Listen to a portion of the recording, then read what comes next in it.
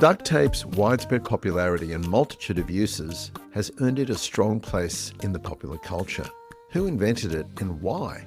Go big or go home, or so the expression goes, and Australia has certainly taken this to heart. We'll be talking about some of our favourite Australian big things. The Russian and Turkish baths on 10th Street in New York City is still the best place to get hot and wet in that city. The original baths were built in the early 1890s by a Russian immigrant. We'll tell you the story. Wordle's cultural impact has been huge. The man behind the game, Josh Wardell, originally named it Mr. Bug's Wordy Nugz. Aren't we glad he changed his mind? Hello and welcome to Memorandum, celebration of everything interesting. I'm Remo Giuffre. And I'm Claudia Chanshaw. Hey Remo, how you doing? I'm good. Haven't seen you for a while. I missed you. I know, I've missed you too. Melanie's away in Europe. This is the third week she's been away. I did actually force myself to do a load of washing over the weekend. So, how commendable. We do split the tasks in the household, and that's typically not one of mine. Also, my home cooking is, college student standard. Grilled, microwave or not microwaved, air fried protein and salad with a garlicky dressing. So that's okay. Air fried protein. Not a whole lot we resisted getting an air fryer. Oh well, my husband wanted an air fryer. I can't have an air fryer. I said, where are we going to put it? Because there's so much bench space that we don't have. And anyway, he got the air fryer. It's magical. It's so good. Oh, those little chippies are great. An air fryer convert. When did you? How long ago? Let's see. How's a month? Oh, and so so you're using it a lot. It's good to, it just makes things quicker and it's easy to clean.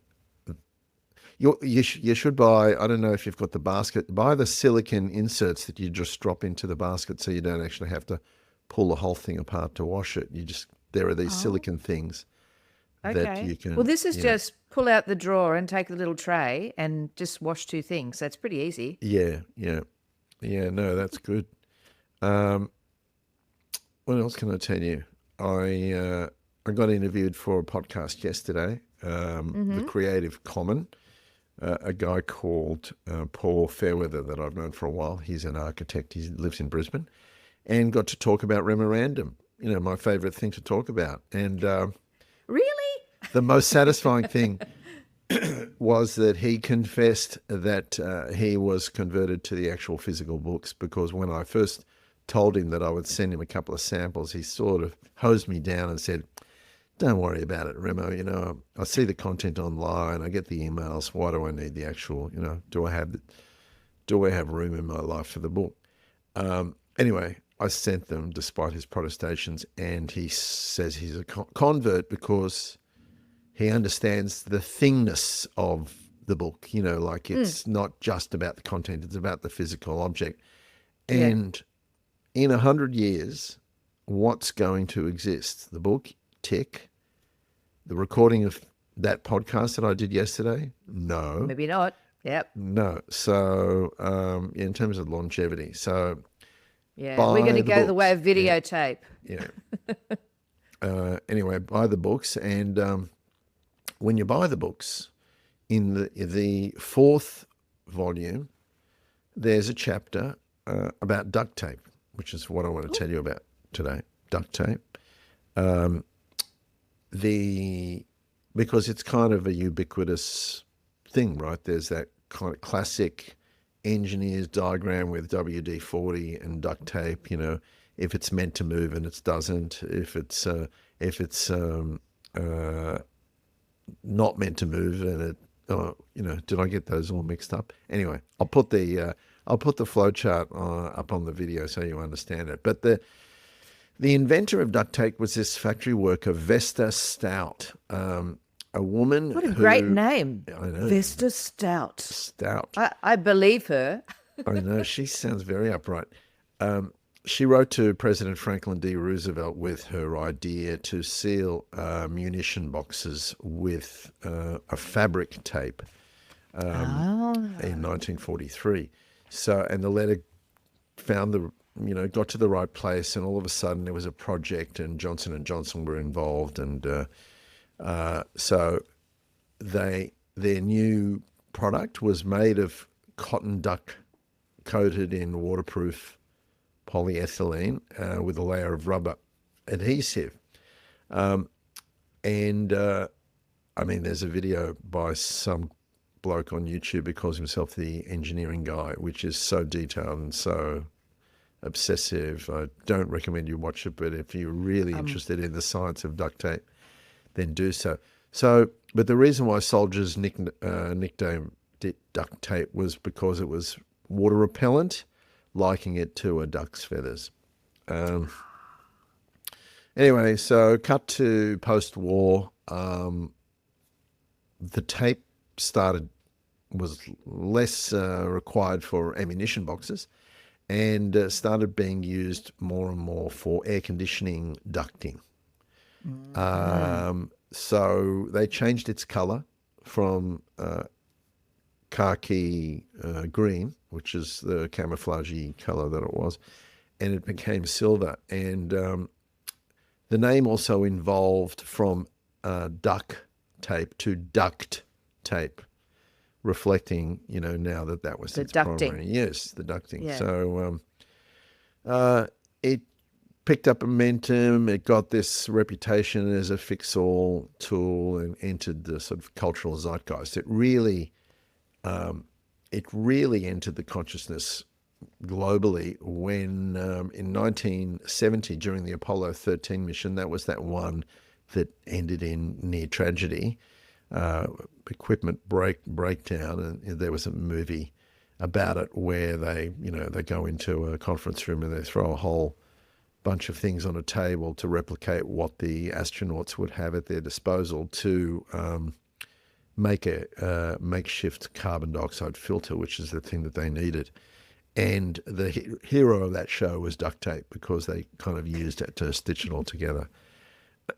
So that's the, it's been on Mythbusters. It's, as I say, its sidekick is WD-40. We've also written about WD-40 in memorandum. So we're running out of super functional hardware things to write about. If you've Araldite. What about Araldite? Ooh, Araldite. Super glue. That's a definite maybe.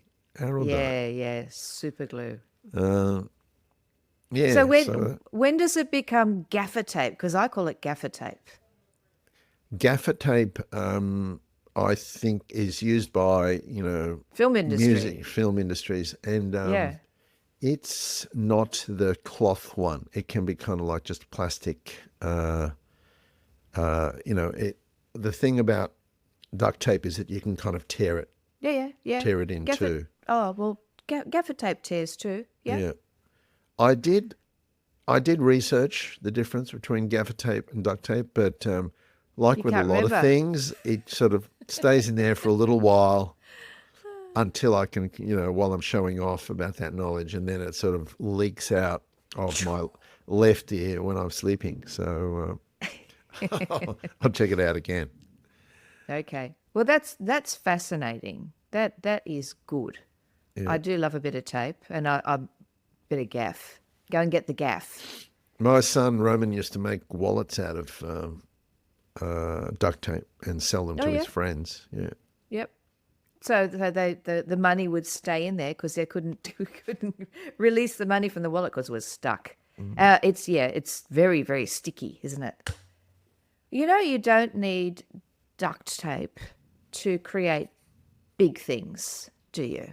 They're usually, maybe made of fiberglass or something like that. And I'm talking about those very, very large things that Australians love so much. We like these giant objects. Big roadside things. Yeah, big roadside things. So we are crazy about oversized stuff. And there are currently 150 legitimate big things around Australia. Now, what do you think of?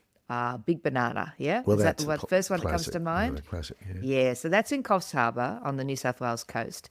And it's often credited as being the very first big thing in Australia, even though it was beat to the post by about a year by the big Scotsman outside Scotty's Motel in Adelaide. I know But that. this, the Yep. Scotsman, I do. very welcoming, very, very welcoming fellow.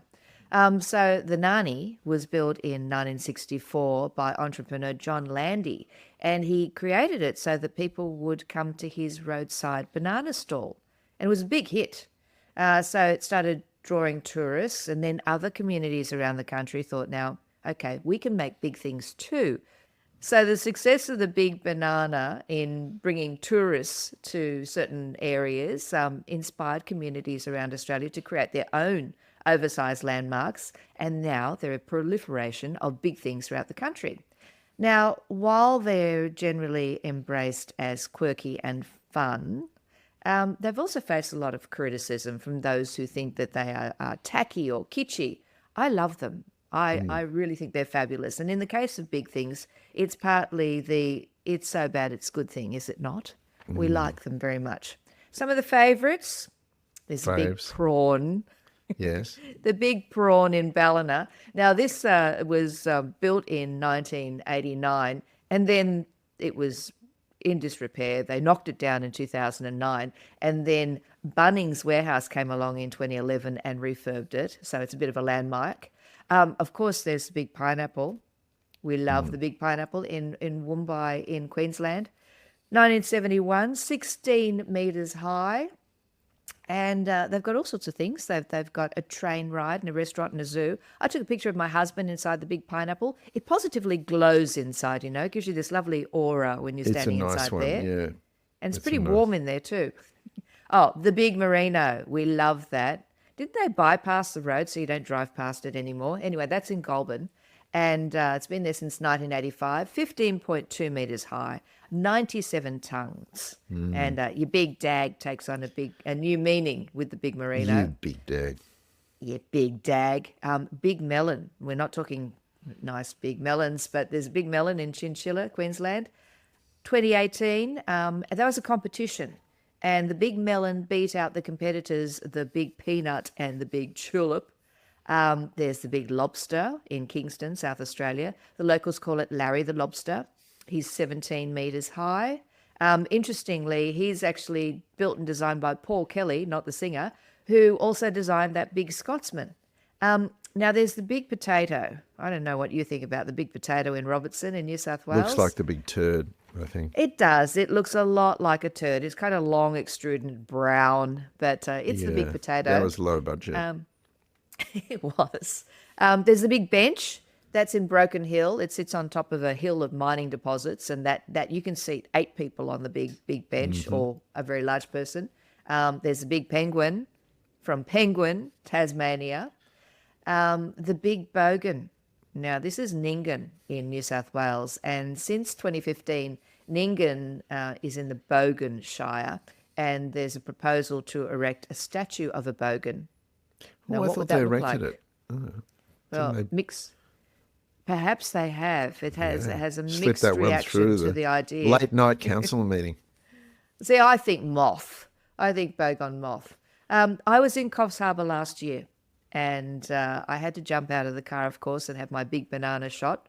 I also like the big trout in Adamimabie in Ikuma, and it's kind of like a companion piece to that big trout on the main road in Oberon. That's the Right. big trout motor inn. That's a beauty. You I like the big stuff. You can't lose with big things, can you? I know Big's the good. annual Sculpture by the Sea competition here in Sydney. Yes. There's always like a big, ice cream cone or a big something, and it's a winner. People like It is. And when I lived in New York, there was a shop called Think Big, which I did know. I they know. had, It was like, in Soho. giant erasers or giant pencils or Exactly. I paper clip. shopped there. Oh, you did? I Yeah. shopped there. Yeah, I bought in the 1980s. I bought from Think Big a blue Crayola crayon, which is as tall as me. And the silly thing is, when I bought it in New York that particular day in the 1980s, I was on my way to Paris, so I had to carry you had this to carry frickin' great life-size crayon from New York to Paris. It comes out of the chute at Charles de Gaulle, and I'm walking around with this bloody thing, and we get the train from Charles de Gaulle into the city. I can tell you, a very heavy suitcase with a Big 5 foot Crayola high under your crayon. arm. That's not Yeah, a way to keep a low profile in Paris. not easy. And the person that I was meeting, it was kind of a new relationship, and they were not impressed with me. Drawing attention. Yeah, but did they have all the colours? And is there a particular reason why you chose the blue? Or I only chose the blue. Maybe it was the only one there. I still have the big crayon. I still have it. well, The you're a silly collector. thing, You don't get rid of anything. So the silly thing is also in the suitcase that year that went from New York to Paris was a stainless steel steamer because they were on sale in Macy's. bloody hell. These were your buying days. Well, while funny you should mention New York because my next story is about the Russian and Turkish 10th Street bars. Oh, they were great. It was when I first lived in New York in 1980, from 84 to 87. I lived very close to where they were. So it's on 10th Street in the East Village, and it's still the best place to get hot and wet in New York City, I think. Not at all fancy. So I used to go there, and occasionally when I have the time and I'm in New York, I will go back down there for a schwitz, which is the Yiddish for the hot sauna, and if you pay a little bit extra, you can get scrubbed and pounded with soapy oak leaf brooms. By whom? I know it's funny that you would actually pay for that privilege of getting by people who work there, because the oak leaves have an ingredient in them which opens the pores, and so there's this like dungeon style room, like the mothership room at the Turkish baths, which is very dark. Your eyes have to adjust to it. There's benches, there's taps that are constantly dripping water into buckets, and people sitting around silently getting hot. And there's a furnace in there. It's a wood-fired furnace. Is it wood-fired or gas? Anyway, it's very hot, it's very dark, it's very masculine. Occasionally you stand up, grab a bucket, and Grab a bucket. and dump it on your own head, and everyone's watching to see, if you do it the right way. Sounds like the basement in Silence of the Lambs. It's over time it was a popular spot for Russian and Jewish communities in New York City, but also Al Capone used to go there, Woody Allen. It's been the location for, untold numbers of films, including Crimes and Misdemeanors, the Woody Allen one, Requiem for a Dream, and more recently a movie called Little Ukraine. In the 70s and 80s, it had fallen into disrepair, and this guy called David Shapiro restored it in the sort of mid-80s. It's definitely more hipster these days than it used to be. And, there's a fair smattering of impossibly tall Russian models now who go in there and take selfies of themselves in front of the mirrors in the bathrooms. And all of these things are posted on their Instagram account. No, there's a kind of funny organizational twist to the story, because David and Boris, who used to run the baths, I met both of them. I've got picture of Boris in the 1991 Remo catalogue, but they had very different management styles, and they actually didn't get on at all, to the point where they parted ways and decided to split the business in two.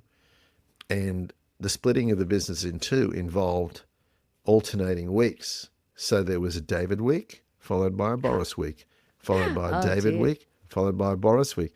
And the thing is, if you became, paid for a membership in David's, thing, you couldn't go during Boris week. So it was like fraught. Anyway, I think these days the baths are run by David's sons, Dimitri and Jack, and Boris's grandson, Julius.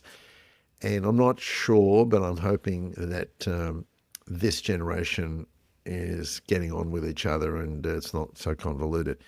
I want to I want to finish this with just a quote from a Remo customer named Mary, who had to say this in 2003 on our website.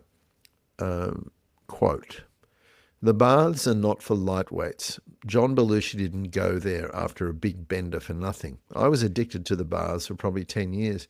I couldn't wait for Wednesdays, the nakedness, the buckets of cold water over my sweaty hot tush, the freshly squeezed juice and the occasional vodka, to lie in that ancient steam room and get beaten with oak leaves by an exotic woman named Olga. Just the thought makes me tingle, but alas, I got a job way uptown and could never make it downtown anymore. Plan on spending at least 3 hours there, especially good if you're hungover or just achy all over." So, special place, Russian, Turkish bars. Next time you're in New York, go in there. Check it out. And then Take go a to the selfie. Russian tea rooms. Take a Yes, selfie. go have a cup of tea in the tea rooms as well. They Yeah, were being special renovated. I don't place. know if they've reopened yet. Have they? I don't know. They were being renovated when I was last there too, so maybe it's a long renovation. Those Well, Russians that's take their time. interesting. Yeah. Yeah, they Everything do, is they interesting, do. by the way. Everything. Everything interesting. Yeah. Hey, what a great idea! You should do a book. Do you love a word game? I love a word game. Wordle. It's a web-based word game created by Well, the everyone Welsh. knows what Wordle is, surely, by Oh, now. I won't bother telling you this then. Shall I stop? No, keep going. All right. Who invented Wordle? Well, there was this Welsh software engineer called Josh Wardell, and he came up with the idea in October 2021. And it's a simple concept. Players have 6 chances to guess a 5-letter word. And each guess reveals the letters, if they're in correct position and the right position, that's green. If they're correct but in the wrong position, that's yellow. And if they're wrong, it's grey. And Wardle was inspired by the Guess the Colour game Mastermind. And there's a daily reset format for Wordle that keeps players engaged and coming back for more. So he creates a prototype of the game in 2013 under this catchy name, Mr. Bug's Wordy Nugz. Catchy, hey? Yeah. And he developed the game as an idea for his partner, Palak Shah, who loved word puzzles. And she was an important part of the development of the game because who, other than somebody who really loves you, who would be willing to go through the 13,000 5-letter words in the English language and then identify 2,309 of them that were pretty recognizable. So he had lots of good feedback from family, and then he put it on a little website, and he called the website powerlanguage.co.uk/Wordle. And so that's, Catchy. very catchy. But despite the fact that this ad-free, dreary little website was so tiresome, he had a huge following. January 2022, popularity soars so that the New York Times says, we want a piece of that, and they add it to their lineup of digital puzzles. He got paid a 7-figure sum, which is, not a huge amount of money, but he wasn't really interested in running it as a business. So Wordle's cultural impact has been huge. It's sparked a resurgence in word games. There's Quordle, which is 4 words at once, Hurdle, music-based game, and Wordle, which is about geography. Key feature is that you can share your results. So you can go, woohoo, got it, I did it. And users were sharing their achievements on social media, which made it a great community. During COVID, It was a real COVID thing, wasn't it? Yeah. welcome source of routine, mental stimulation, and interaction. And popular around the world in different languages, extends to the classroom where teachers use it for building vocab for the kids. And of course, it's in popular culture, late night TV sketches, mugs, T-shirts, etc. The legacy is that it merges nostalgia for traditional puzzles with the modern social connectivity that we have today. So it's one of the most impactful games of the 2020s in the digital sphere. And according to CBS News Sunday Morning, it was played 4.8 billion times during 2023. Do you play it now? Or I do not. I think No. Melanie might still do it. Did you do it? Very rarely. No, not really. I'm not the games guy in the family. Yeah, you're busy writing a book called Memorandum. Thinking about stuff and, Yeah, everything doodling, interesting. dreaming. Great. Okay. Well, that's it for today. Thank you so much, and stimulating as usual. Stimulating, Nice and I'm just picturing you, and I don't want to picture you in that steam bath in New York. Oh, the oak baths. With There was, oak I think leaves. I remember being in there, and there was a Russian man, and he was deaf mute, so he couldn't even hear it when I said, "Not so hard, not so hard." Okay, remember to check out memorandum.com, our new Substack. That's fun. We're having fun there, and you can go order our books online. Number 5 is just about to hit the streets. And those books are Memorandum. And if you might have a great idea, like you think Russian there's got to be another place in the world that you want to tell us about. Yeah, absolutely. So you can go to memorandum.com with your ideas, or email us at hello@memorandum.com. Thanks, Remo. Thanks, Claudia. Bye-bye. See you Ciao, next time. ciao.